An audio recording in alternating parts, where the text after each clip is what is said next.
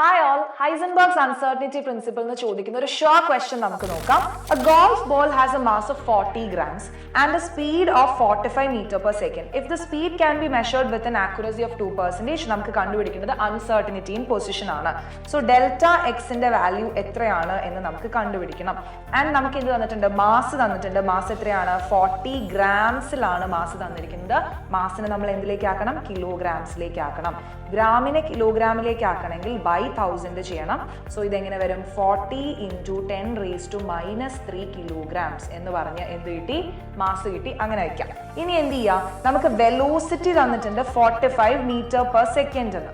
ഇനി നമ്മളുടെ അടുത്ത് പറഞ്ഞിട്ടുണ്ട് 2% ആക്യുറസിയിലാണ് വെലോസിറ്റി മെഷർ ചെയ്യാൻ പറ്റുന്നത്.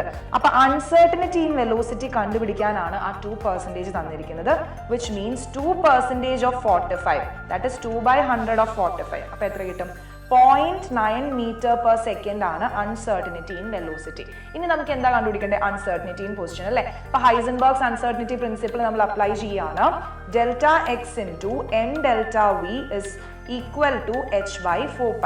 അങ്ങനെയല്ലേ വരുന്നത്? അപ്പൊ ഇവിടെ ജസ്റ്റ് നമുക്ക് ഡെൽറ്റ എക്സ് കണ്ടുപിടിക്കണമെങ്കിൽ എന്ത് ചെയ്താൽ മതി?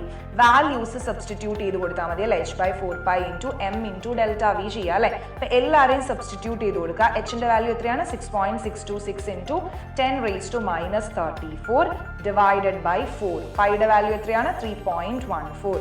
മാസ് എത്രയാണ് തന്നിരുന്നത്? 40 ഇൻറ്റു 10⁻³ ആണ് അല്ലെ? 40 ഇൻറ്റു 10⁻³ ഡെൽറ്റ വിന്റെ വാല്യൂ നമുക്ക് കിട്ടിയിരുന്നു 0.9 ആണ്. സോ എല്ലാം കൂടെ സബ്സ്റ്റിറ്റ്യൂട്ട് ചെയ്ത് കൊടുത്താൽ നമുക്ക് എത്ര ആൻസർ കിട്ടും? 0.9 സബ്സ്റ്റിറ്റ്യൂട്ട് ചെയ്ത് കൊടുക്കുമ്പോൾ delta x is equal to dash metres എന്ന് കിട്ടും. എത്രയാണ് ആൻസർ എന്ന് എല്ലാവരും ഒന്ന് കമന്റ് ചെയ്തേ.